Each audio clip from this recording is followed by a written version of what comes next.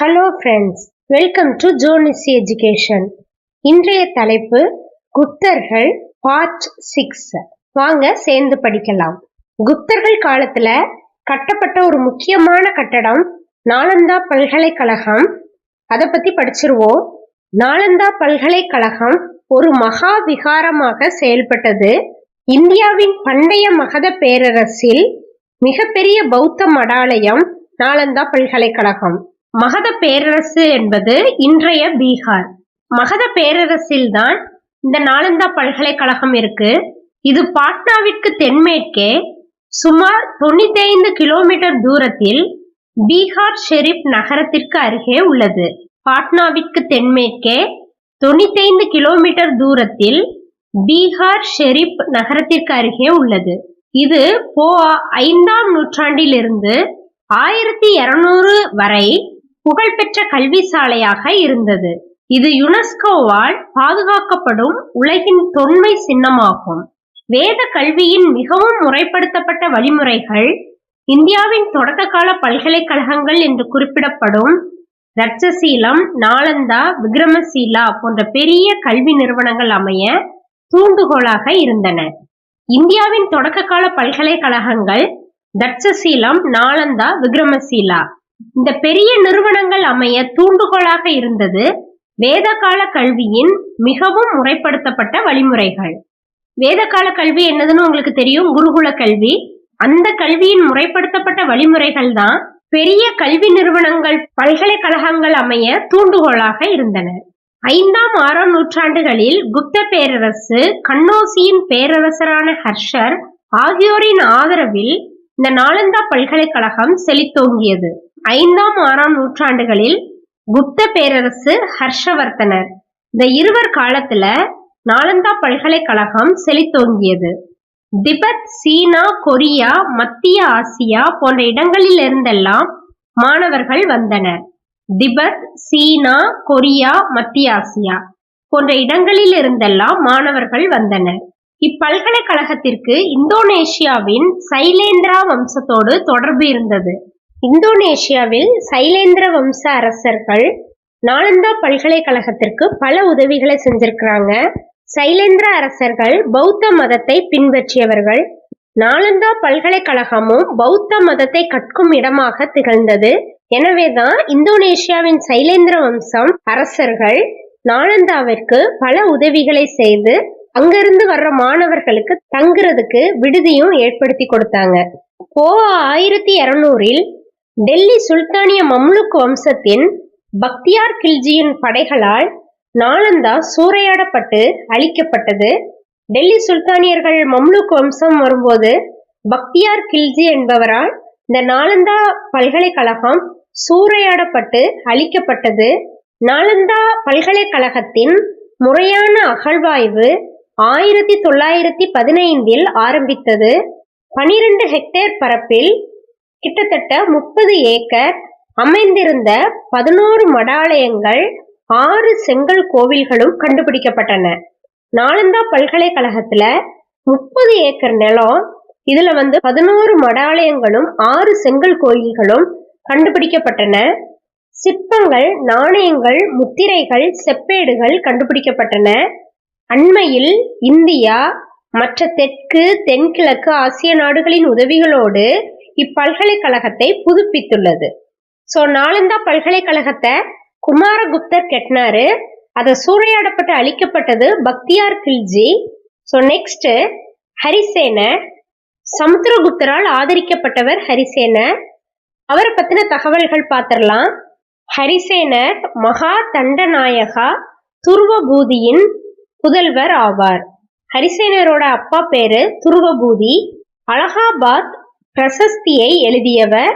பிரசஸ்தி அப்படிங்கிறது மெய்கீர்த்தின்னு சொல்லலாம், அல்லது புகழுரை கல்வெட்டு அப்படின்னு சொல்லலாம். புகழ்ந்து பேசுறது, பிரஸ்தாபப்படுத்துறது பிரசஸ்தி.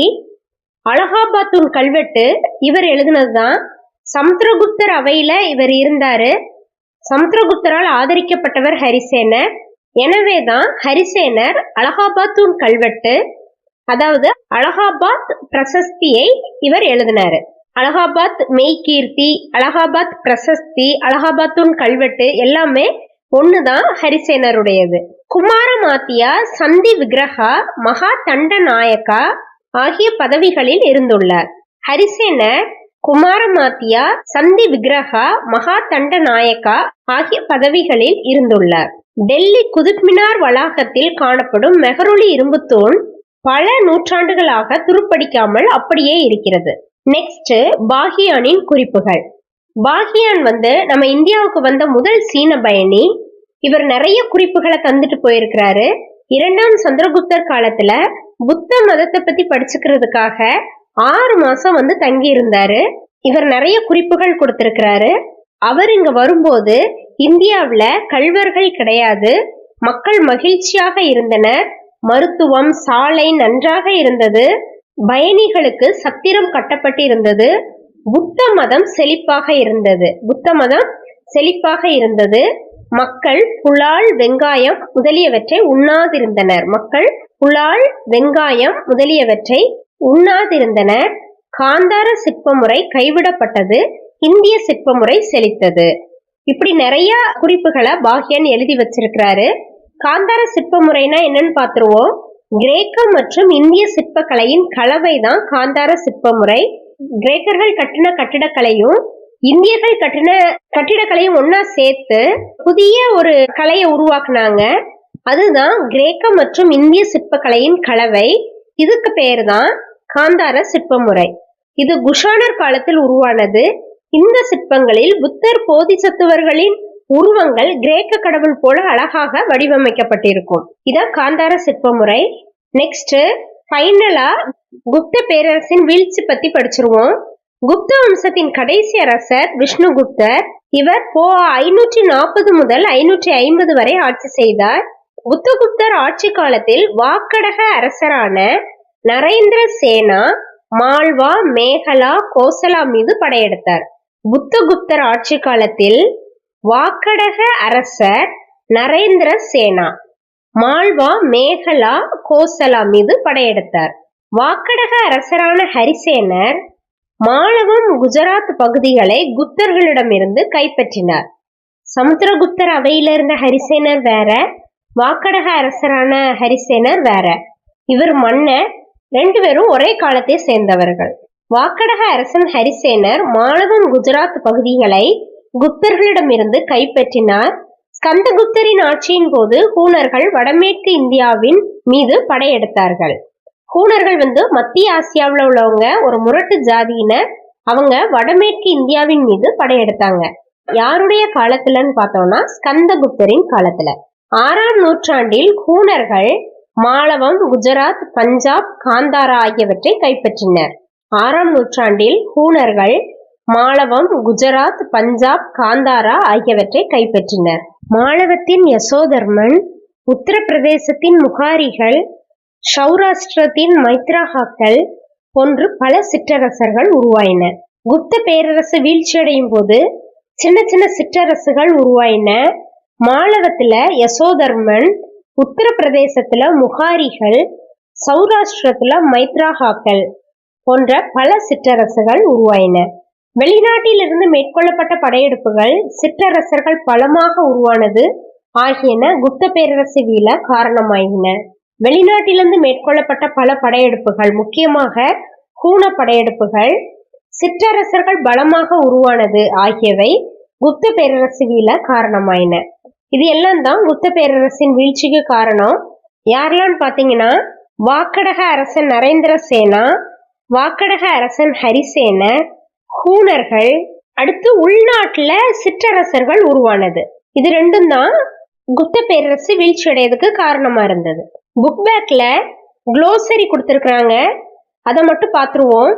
மேலாதிக்கம், ஹெஜ்மனி, டாமினன்ஸ். டாமினன்ஸ்னாலே மேலாதிக்கம் தான், அப்படி ஞாபகம் வச்சுக்கோங்க. மேலாதிக்கம், ஹெஜ்மனி, டாமினன்ஸ். அகராதி தயாரிப்பவர் லெக்சிகோகிராஃபர், கம்ப்ளையர் ஆஃப் டிக்ஷனரி. அகராதி தயாரிப்பவர் லெக்சிகோகிராஃபர், கம்ப்ளையர் ஆஃப் டிக்ஷனரி. அடைமொழி, எபிடெட் டைட்டில். அடைமொழி, எபிடெட் டைட்டில். டைட்டில்ங்கிறத ஞாபகம் வச்சுக்கோங்க. கருவூலம், காஃபர் ட்ரெஷரி. கருவூலம், காஃபர் ட்ரெஷரி. எப்போதும் நிலைத்திருக்கும், perpetual everlasting. எப்போதும் நிலைத்திருக்கும் perpetual everlasting. everlasting அப்படின்னாலே ரொம்ப நாளைக்கு அப்படிங்கிறது நம்மளுக்கு தெரியும். ஸோ எப்போதும் நிலைத்திருக்கும் perpetual everlasting. மிகவும் அதிகமான exorbitant excessive. மிகவும் அதிகமான exorbitant excessive. எக்ஸசிவா இருக்கு அப்படின்னு சொல்லுவோம்ல, எக்ஸ்ட்ராவா இருக்கிறத. ஸோ மிகவும் அதிகமான அப்படின்னா exorbitant excessive. முகப்பு facade front. முகப்பு facade front. ஃப்ரண்ட்டுங்கிறத ஞாபகம் வச்சுக்கோங்க. சூறையாடு ransack plunder. சூறையாடு ransack plunder. கருத்து வேற்றுமை dissension disagreement. கருத்து வேற்றுமை dissension disagreement. இடையராத incessant ceaseless. இடையராத incessant ceaseless. ஓகே ஃப்ரெண்ட்ஸ், குப்தர்கள் பார்ட் 6 அவ்வளவுதான். இதோட குப்தர்கள் போர்ஷன் முடிவடைஞ்சிருச்சு. குப்தர்கள் பார்ட் 6 வரைக்கும் இருக்குது. எல்லா லெசனையும் நல்லா படிச்சுக்கோங்க. ஸ்கூல் புக்ல இல்லாத கூடுதல் தகவல்களை எவாலுவேஷன் கொஸ்டின்ஸா உங்களுக்கு அப்லோட் பண்றேன். அதையும் படிச்சுக்கோங்க. நெக்ஸ்ட் வீடியோல புது சாப்டரோட நான் உங்களை மீட் பண்றேன். உங்களுக்கு இந்த வீடியோ யூஸ்ஃபுல்லா இருந்ததுன்னா சப்ஸ்கிரைப் பண்ணி வச்சுக்கோங்க. அப்பதான் நாங்க போடுற வீடியோ உங்களுக்கு நோட்டிபிகேஷனா வரும். அதோட லைக் பண்ணுங்க, ஷேர் பண்ணுங்க, உங்க கருத்துக்களை கமெண்ட்ஸ்ல வெளிப்படுத்துங்க. ஃப்ரெண்ட்ஸ், தேங்க்யூ ஃபார் வாட்சிங்.